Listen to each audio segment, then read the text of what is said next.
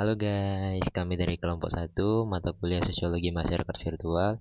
Pada kali ini kita akan belajar bareng-bareng mengenai pembentukan identitas daring dengan subtema yang kami bawakan yaitu Key Culture Connect. Dengan yang megang kamera sendiri yaitu Brema Evrindu Saputra, dan selanjutnya ada saya sendiri Muhammad Arfil Manik.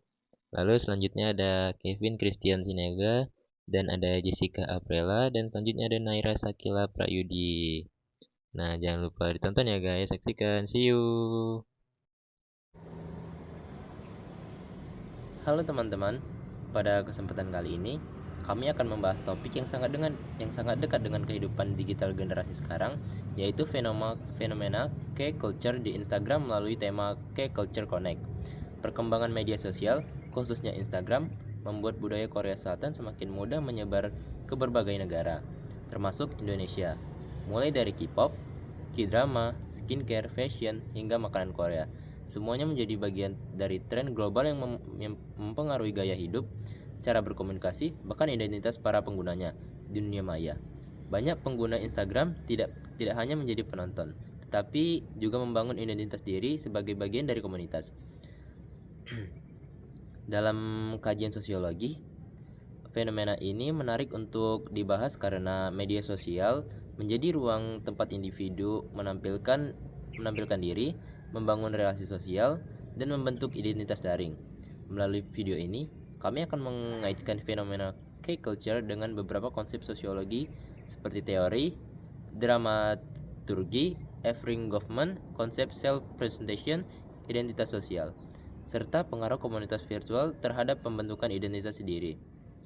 Kami juga akan melakukan wawancara dengan penggemar K-culture untuk mengetahui bagaimana budaya Korea mempengaruhi aktivitas mereka di Instagram, cara mereka mengekspresikan diri secara daring, serta bagaimana interaksi di komunitas virtual membentuk rasa kebersamaan dan identitas sosial mereka. Pada video ini, kami membantu memahami media sosial bukan hanya sarana hiburan, tetapi juga ruang sosial yang memiliki pengaruh besar terhadap pembentukan identitas dan budaya masyarakat modern.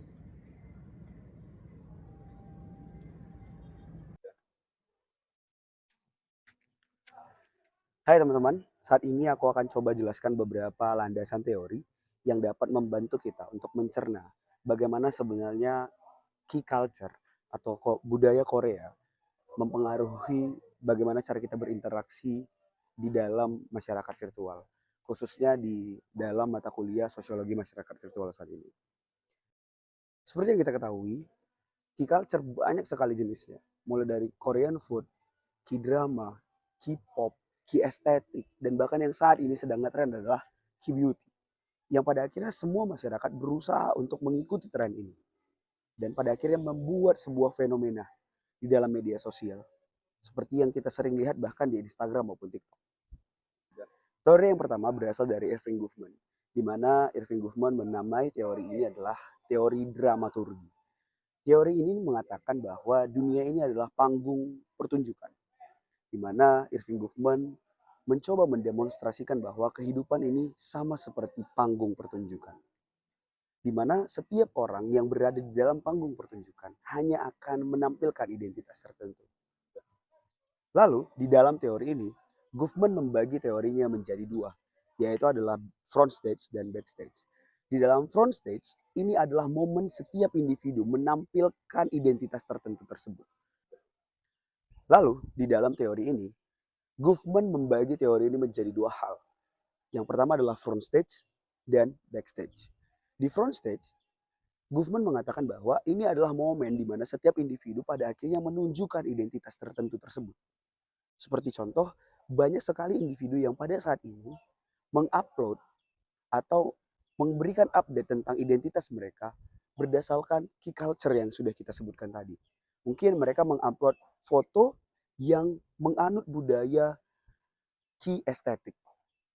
Lalu ada yang tadi teori backstage, di mana Goffman mengatakan bahwa ini adalah momen di mana mereka mencoba untuk mempersiapkan hal-hal yang akan mereka coba sebut sebagai identitas tertentu tadi.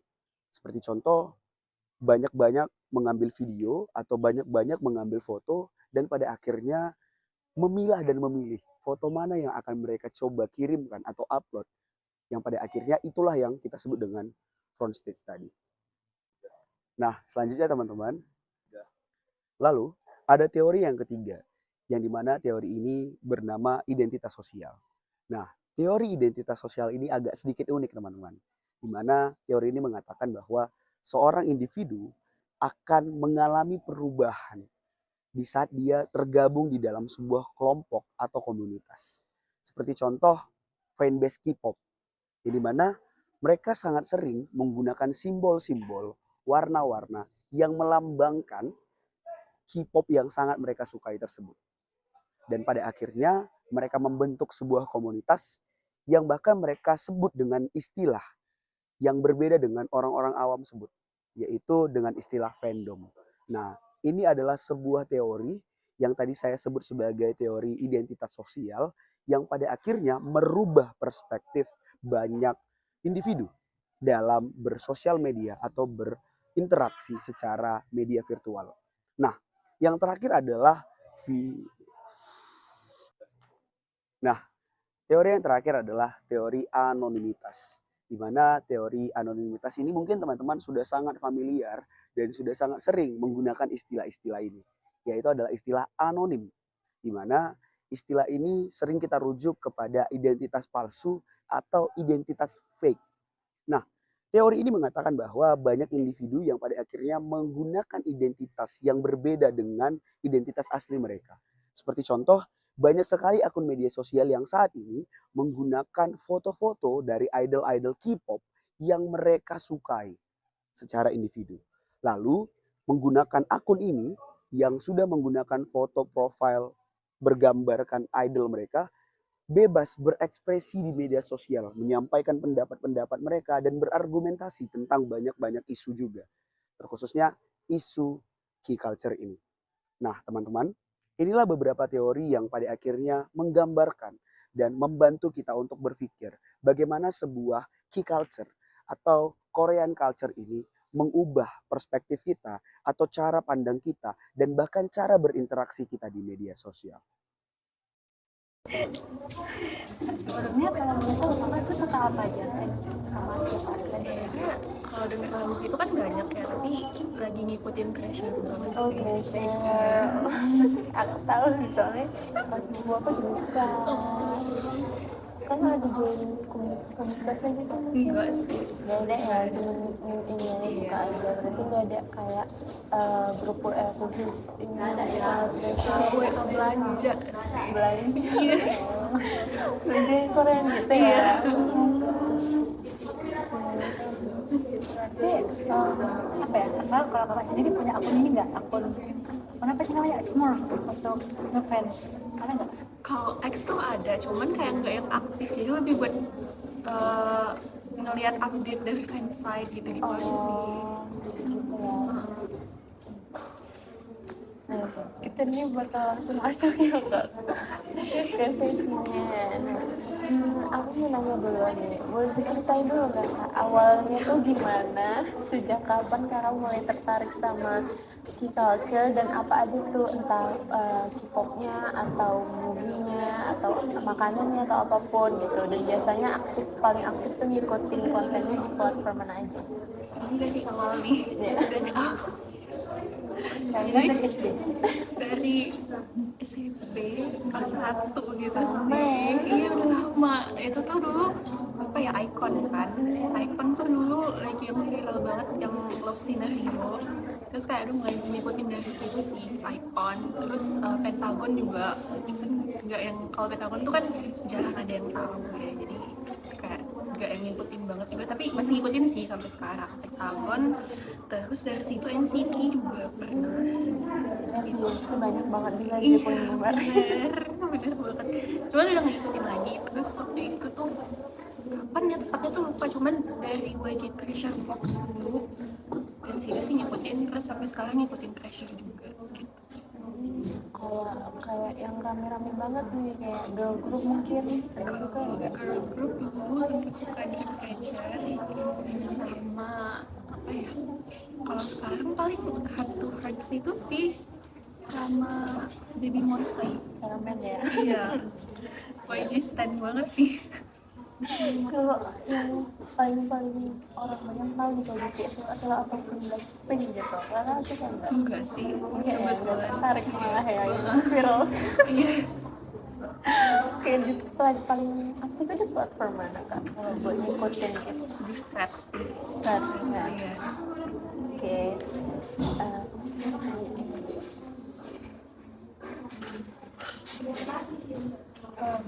Kan tadi kakak bilang tuh kakak punya nih akun semua walaupun nggak cukup aktifnya tetap ada lah kan.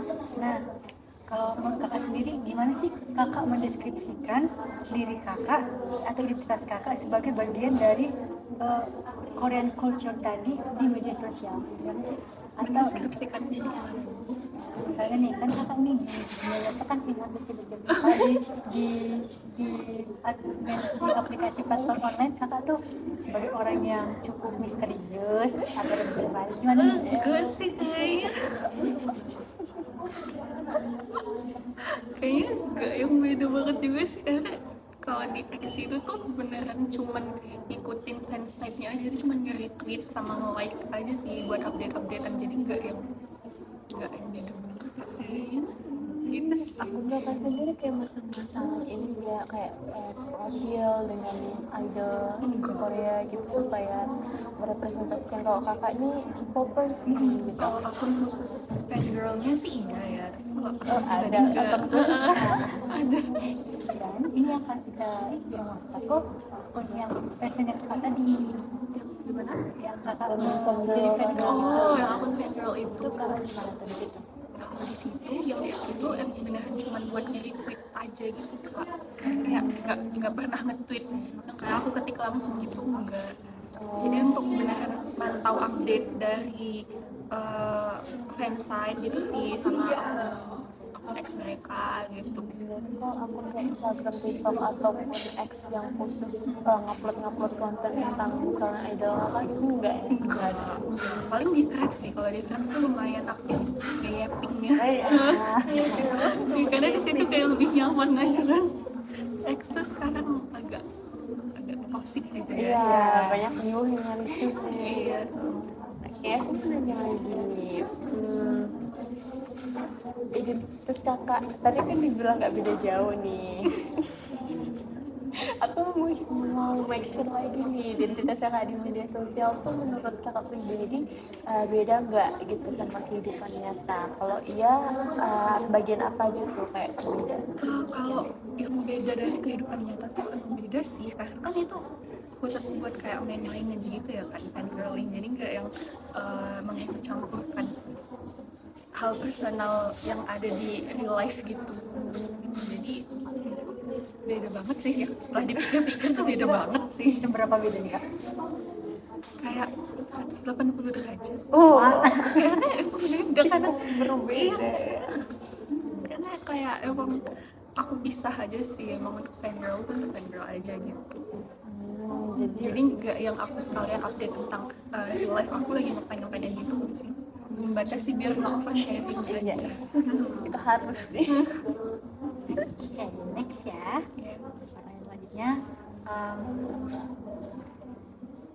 setelah kakak mengenal K-pop tadi tuh, apa ada nggak perubahan spesifik dari identitas kakak, baik daring ataupun di real life, misalnya yang keikut nih karena kakak mengikuti K-pop tadi gitu.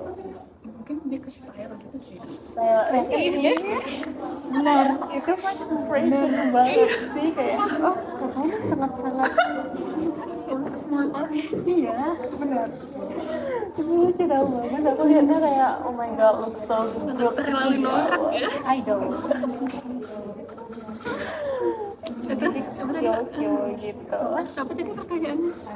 Apakah setelah mengenal K-pop tadi ada perubahan yang spesifik dari identitas kakak, baik itu di media sosial tadi ataupun di real life kakak? Kalau di real life perubahannya tuh apa ya? Karena aku udah lama juga ngikutin ya dari SMP, dari masih anak-anak, jadi kayaknya untuk bilang berubah tuh enggak juga sih, lebih ke kayak emang udah jadi membentuk sih, kayak udah jadi apa ya, membentuk aku jadi aku gimana sekarang sih, kayak gitu. K-pop. Karena kan aku dari kayak SMP ya, SMP, SMA sampai kuliah mau lulus juga masih ngikutin gitu kan. Atau mungkin gaya makanannya berubah jadi ke Korea Enggak juga sih, masih suka sama belacan juga ya. Oh, style udah sangat se-Korea ini masih suka belajar. masih suka. Memang itu sangat mantap sih. Iya. Atau mungkin lagunya juga Selera musiknya. semua K-pop itu atau masih ada yang suka yang lain. Masih suka lagu lain sih, kalau lagu enggak yang selalu K-pop juga. Iya, tapi mungkin kebanyakan dengarnya Iya, kebanyakan sih lebih familiar Iya. dengan K-pop sih. kalau film Kak, suka kayak drama gitu, Suka sih, sering nonton berarti. iya sering nonton. Rekomendasi dong bisa. Boleh. Nanti kita toikor yang terbis. Terus untuk apa sih namanya, untuk film Indonesia masih tetap kan? Masih nonton juga. Karena kebanyakan aku nengok ya dari beberapa kenalan, mereka tuh kalau udah suka film luar, film Indonesia tuh kayak jadi boring. Iya sih, memang ada beberapa yang boring, cuman nggak yang sampai nggak mau nonton lagi sih gitu. Jadi masih tetap kayak antusias kalau ini sih ini main film ini nih gitu. Ya, drama juga keren banget ya filmnya. Jadi kita kayak candu gitu. Soalnya itu pernah aku 24/7 tuh nge-drama terus, K-drama terus. Kayaknya saya menurut kakak kayak peran foto profil gitu, username atau postingan Instagram, apa peran foto profil, username, terus postingan Instagram tentang K-pop itu dalam mempresentasikan diri kakak sebagai penggemar K-culture itu, apakah penting? Kayak penting nggak kayak foto profil, username yang dibuat untuk idol gitu kan ada username yang sampai beli jutaan ya. Kalau yang sampai beli jutaan Gitu. sebenarnya itu kalau untuk aku pribadi ya itu tuh sebuah kebodohan aja sih. Iya. Jadi kadang cuma buat tipe Iya. gitu kan. Keren sih memang, cuman Kadang nggak penting banget sebenarnya kan, karena itu balik lagi untuk kesenangan pribadi ya yang harusnya tuh harmless dan nggak cost that much gitu sih gitu. Terus kalau untuk kayak username profile gitu, kalau menurut aku pakai username random aja sih sebenarnya, nggak yang kayak terkait banget dengan K-pop. Tapi kalau untuk profil memang aku pakai profil cowok-cowok aku nih. banyak itu Spill ceweknya. ya, Jadi siapa kita aja tuh. fotonya sini. Postingan Soul kan ada juga kan fokus yang sangat-sangat sejati gitu, yang emang semua tuh banyak banget tentang K-pop postingannya kan segala macam. Nanti sekali sorry juga gitu kan, berarti kakak nggak yang begitu banget gitu ya. Begitu bangetnya tuh di akun khusus fangirl itu aja sih. Tapi kalau untuk akun personal aku tuh memang lebih fokus buat kayak kuliah sama paling networking gitu. Aku fangirl itu cuma di thread-threadnya aja. Iya, di threads aja. Berarti kalau misalnya ini kak di real life, misalnya kamar nih, dipajang-pajang nggak?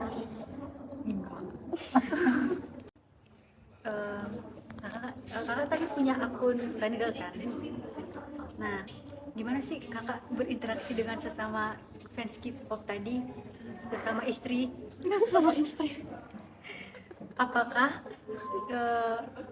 itu juga mempengaruhi kehidupan sosial kakak Kehidupan sosial di real life gitu. di Di akun sosial istri? media, di akun istri itu. Iya. Sebenarnya kalau gitu sih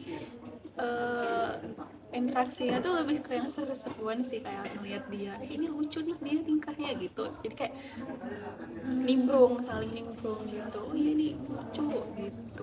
Kalau untuk mempengaruhi gitu, gimana nih maksudnya? Mungkin jadi apa ya,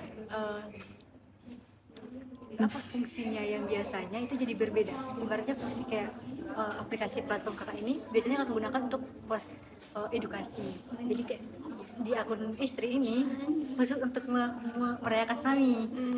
Berpengaruh gak? Berpengaruh sih, mengedukasi juga sih, ujung-ujungnya mengedukasi tentang idol aku aja gitu, biar kayak sekalian mempromosi ini gitu. Kira-kira interaksi yang paling sering kakak paling sering antar sesama fans itu gimana? Kalau di fandom aku ya, interaksi paling sering itu, ini kan kita lagi mau comeback kan. Ambek Iya, pressure comeback Juni, tanggal 1 aja. Nah itu tuh, jadi interaksinya lebih kayak promosiin your pre-save di Spotify, Apple Music gitu-gitu. Terus juga apa ya, sebenarnya ini juga jam 5 harusnya juga bakalan ada treasure map ya.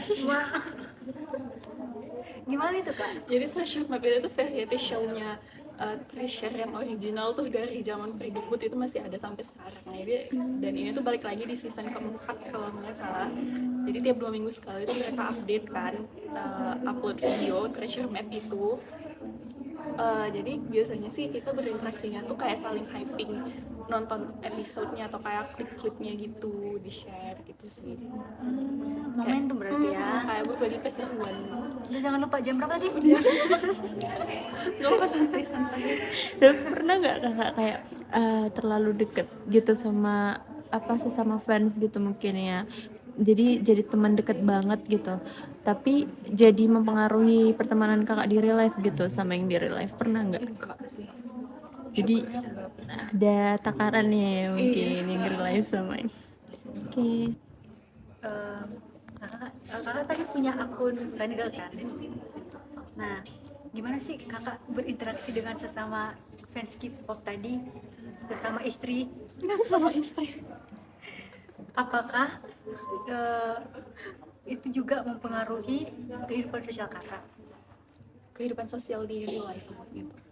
di Di akun sosial istri? media, di akun istri itu. Iya. Sebenarnya kalau gitu sih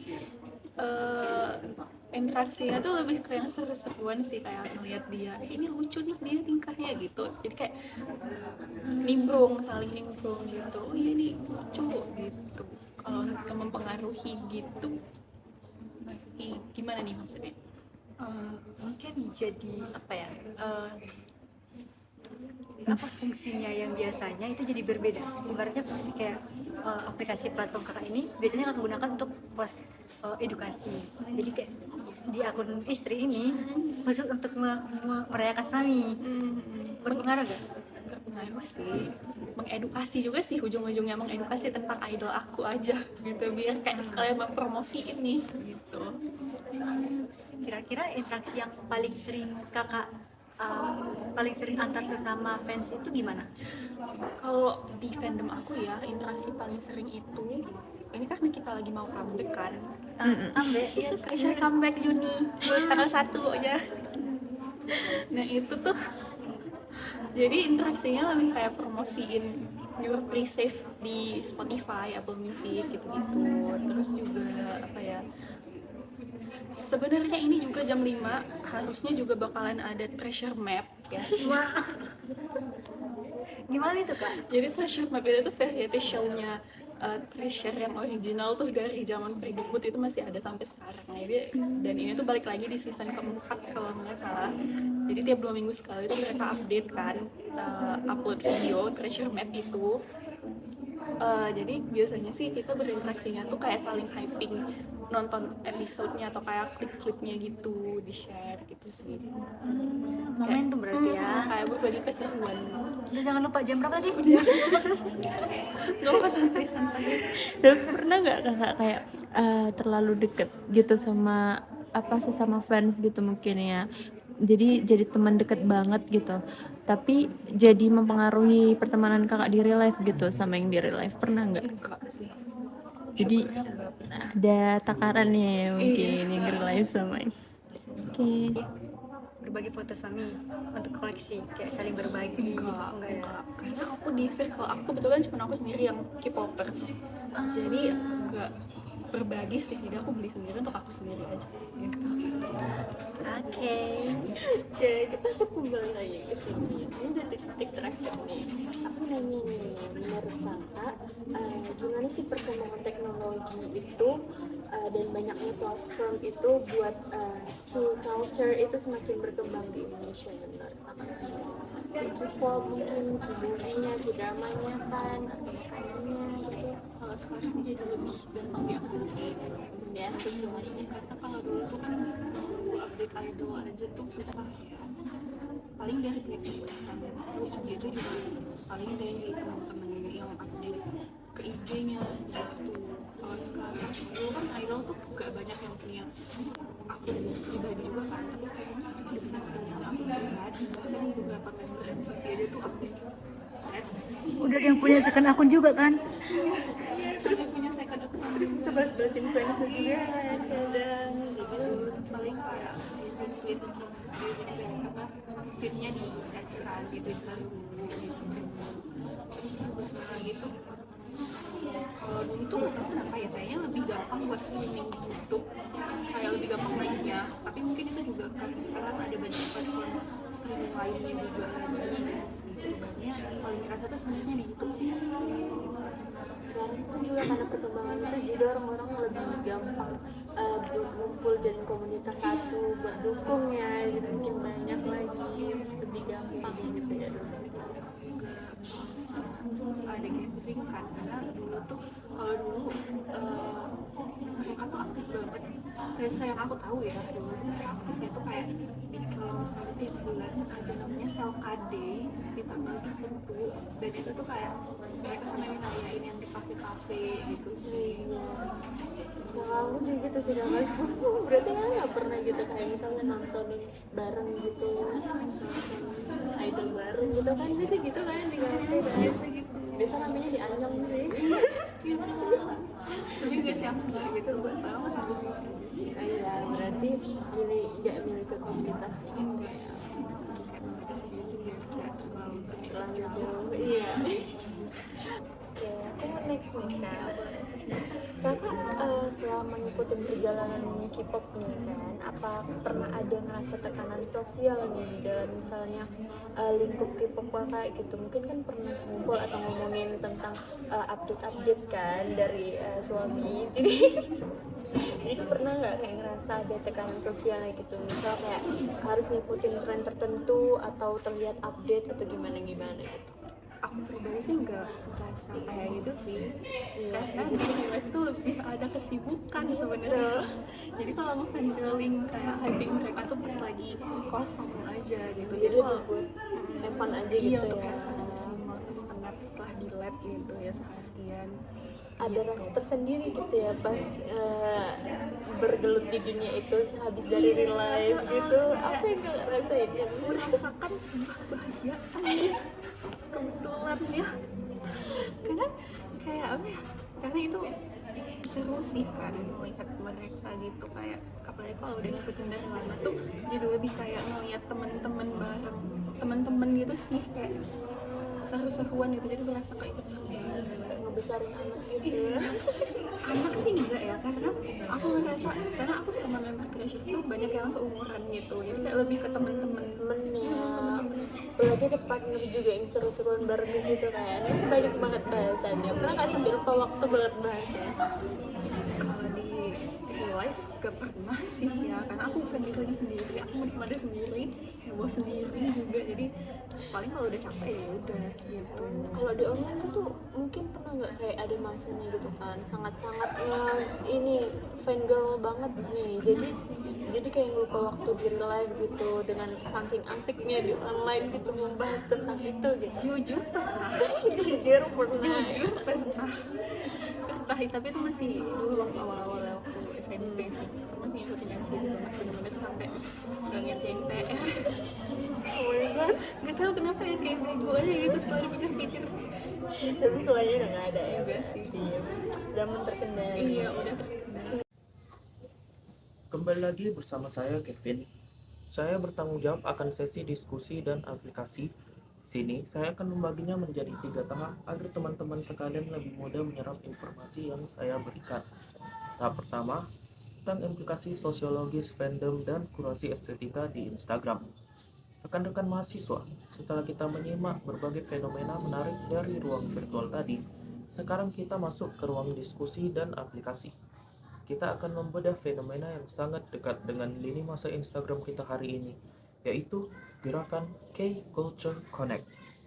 Bagaimana aspek budaya Korea Selatan, mulai dari musik, drama, tren skincare, hingga kulinernya menjadi bahan baku utama bagi individu dalam membentuk identitas daring mereka. Mari kita bedah pertanyaan sosiologis yang pertama. Bagaimana identitas daring yang berbasis K-culture ini mempengaruhi interaksi sosial dan pembentukan hubungan di Instagram? Instagram ini adalah platform yang sangat visual ya.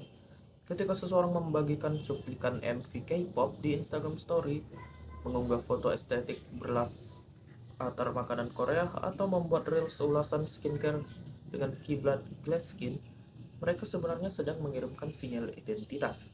Secara sosiologis, ini bukan sekedar tentang hobi, melainkan tentang pembentukan identitas sosial dan neo-tribalism.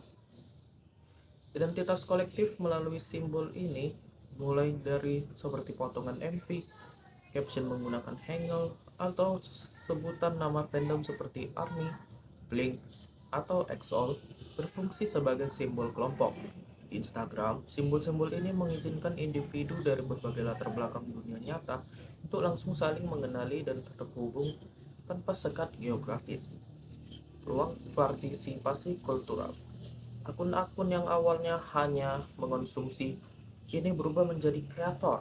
Hubungan sosial yang terbangun bukan lagi sekedar pertemanan kasual, melainkan sebuah komunitas emosional yang solid.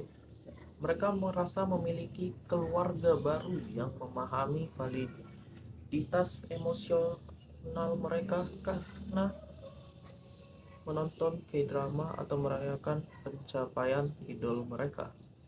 Jadi, melalui kurasi visual K-culture di Instagram, individu berhasil membangun sebuah panggung interaksi baru yang seringkali terasa lebih suportif dan inklusif daripada lingkungan fisik sekitar mereka. Masuk ke tahap kedua, panggung komodifikasi standar kecantikan dan batas etis. Dinamika masyarakat virtual tidak pernah hitam putih.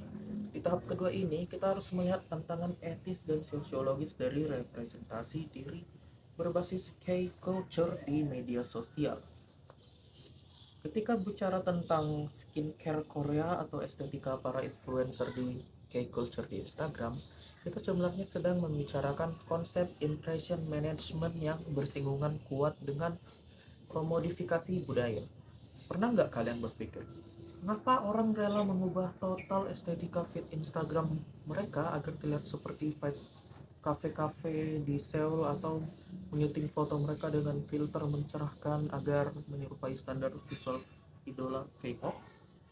Di satu sisi, ini adalah bentuk ekspresi dan eksperimentasi identitas yang sah.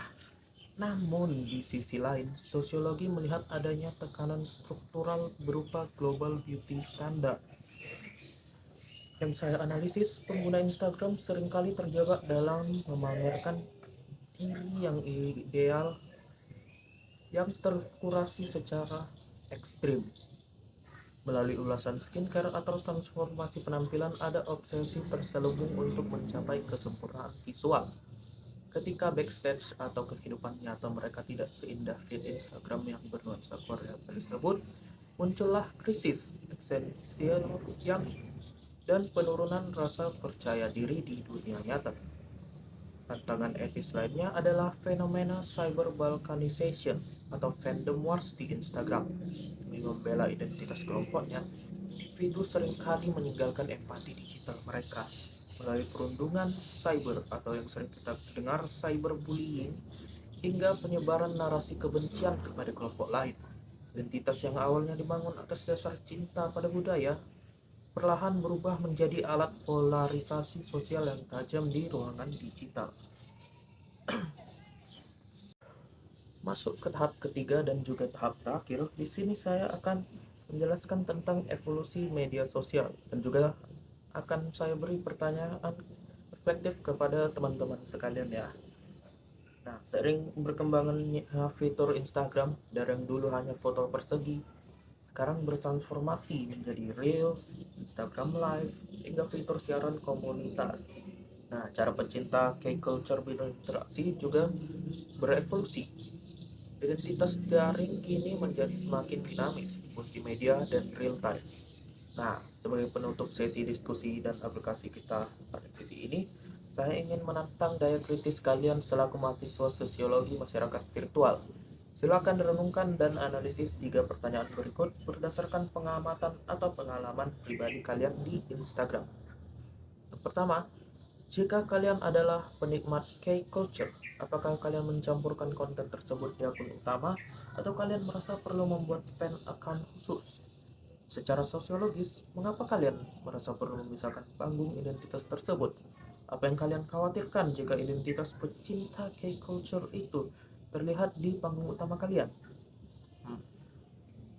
Dan untuk pertanyaan kedua, perhatikan konten kuliner Korea atau ulasan skincare yang berseliweran di Instagram Reels kalian. Apakah keterkaitan masyarakat kita terhadap tren tersebut murni karena kualitas produknya, atau sebenarnya karena kita sedang mengonsumsi identitas dan gaya hidup modern yang diletakkan pada budaya Korea tersebut? Pertanyaan ketiga dan juga pertanyaan terakhir, bagaimana kalian melihat fenomena fandom wars di kolom komentar Instagram?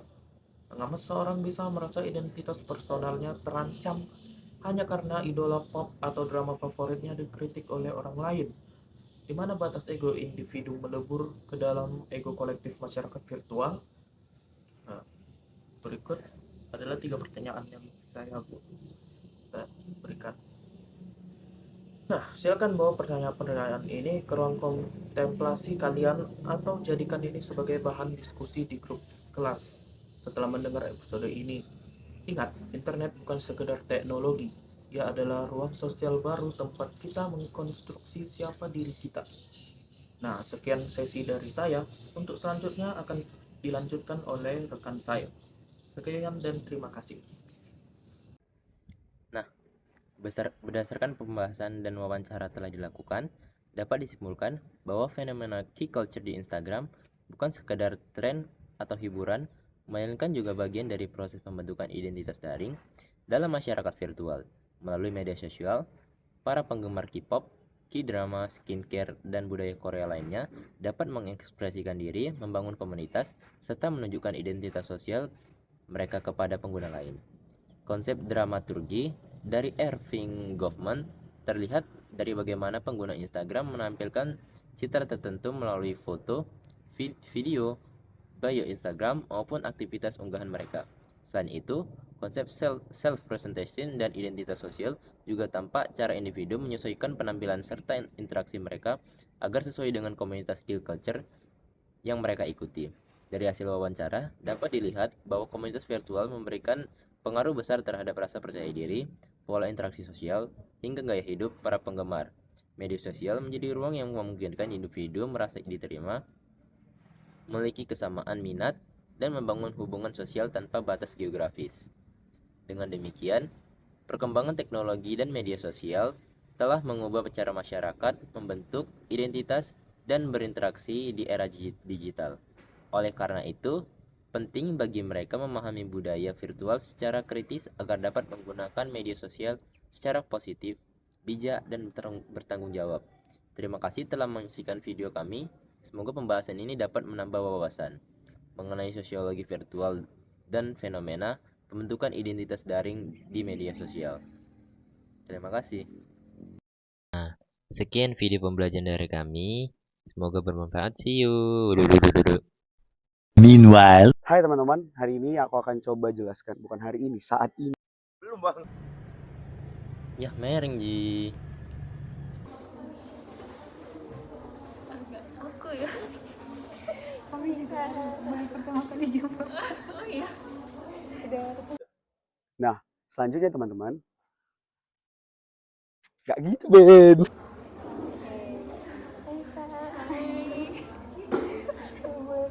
Budaya Korea atau K-culture banyak sekali.